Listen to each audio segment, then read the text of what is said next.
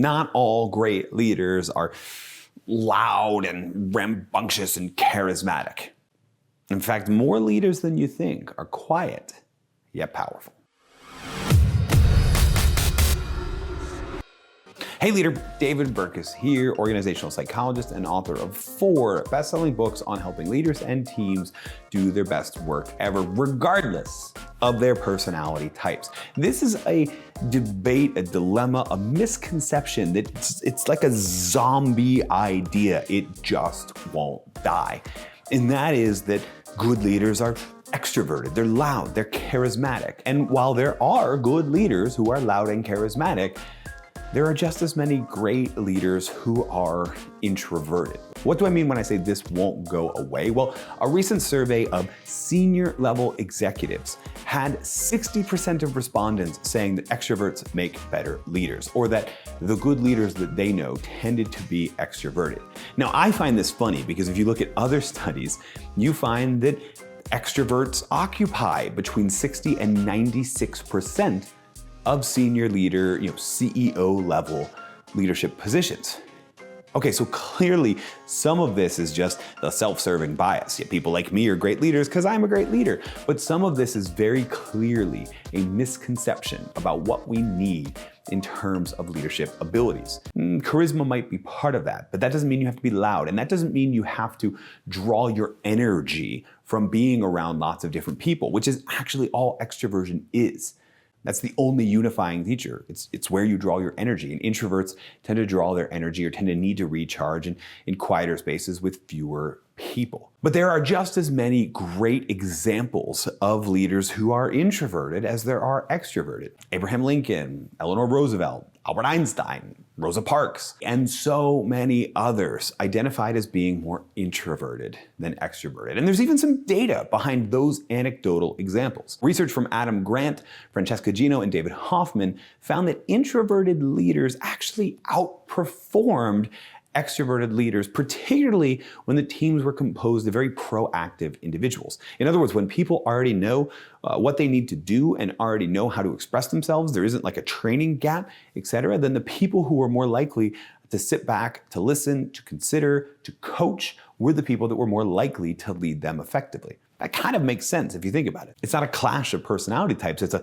complementing of personality types. There's a few other explanations for why introverts make such great leaders, which we're going to talk about in this episode. For starters, introverted leaders are better listeners. This comes really for 2 reasons. One, it's that energy piece. When you tend to draw your energy from quieter spaces with fewer people, there's fewer people to listen to. So you get to listen to them a bit more. You get to consider them a bit more than when you're in a loud, raucous room where people are sort of trying to shout over each other. But we see this in the personality research as well. Introverts tend to be more introspective. They tend to listen and be more reflective about what they're hearing. They tend to make sure that they understand the person that's in front of them, whereas an extrovert tends to listen for the break in your sentence so that they can jump in and offer their opinions. Introverts don't do that. They listen a little bit harder. They consider a little bit further before they respond. And as a result, to be honest with you, they usually coach and mentor people a little bit better because they're better listeners, because they see and notice more. In fact,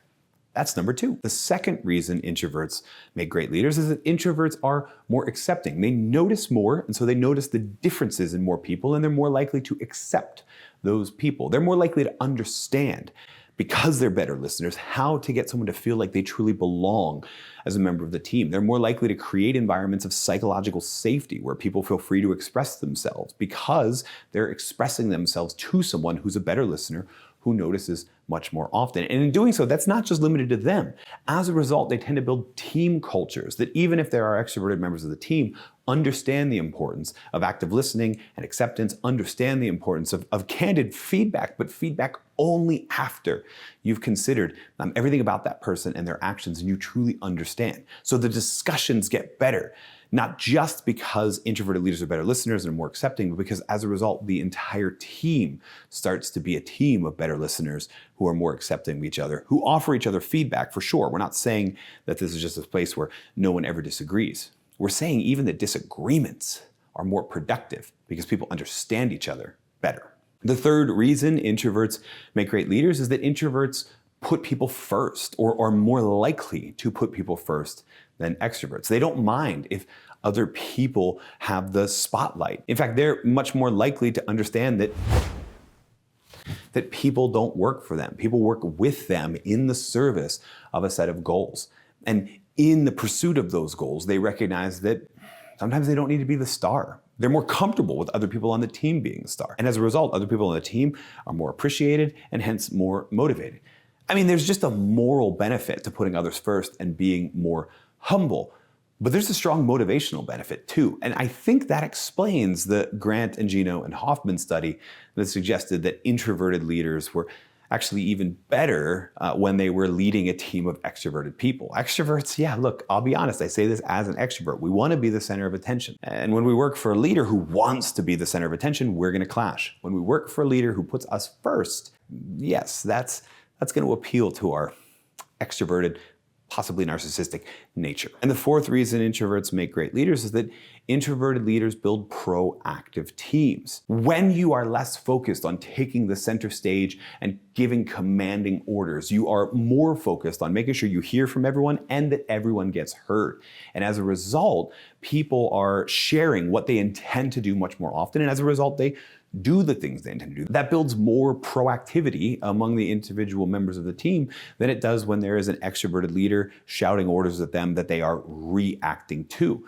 This helps in a lot of ways. It causes the team to be a bit more creative. It causes the team to be able to change faster because they're not sitting there waiting for orders because they've been given some level of empowerment that maybe other teams don't have. So when the time comes to change, they can do it faster. It makes them more resilient, not only because they have a leader who put them first and will listen to them and accept them, but also because, again, they're much more proactive. They're responding to those things in the moment. There are a lot of team-wide benefits from building a spirit of proactivity in your teams. And I'll be honest with you, I didn't expect to see this in the data.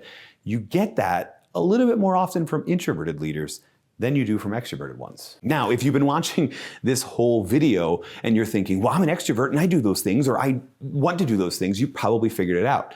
None of these things are actually a fate for people with that personality.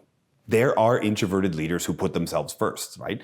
There are introverted leaders who are not accepting. There are introverted leaders who are terrible listeners. Those ones are rare, but they do exist. These skills, these advantages can be learned even if you are extroverted. It's just that certain personality types lend themselves to certain behaviors much more often. And these are 4 behaviors we've identified of great leaders in a variety of different fields. So if you're an introvert, these are things to understand and appreciate about yourself and grow and leverage. And if you're an extrovert, these are things that you probably need to learn from the introverts in your life a little bit more, behaviors that you need to mimic a bit more, and that you can still grow. And in the process of being a better listener, who's more accepting, who puts others first, and grows proactive teams as a result, you'll have grown as a leader no matter what your personality type is. You'll be the best version of a leader you've ever been, and that'll help you and your whole team do their best work ever.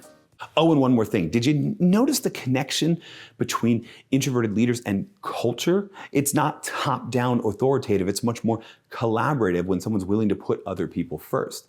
That's not the only thing we know about great team cultures. And if you're interested in what we do know about great team cultures, you're definitely going to want to check out this video here on how to build a great team culture. That one, right there.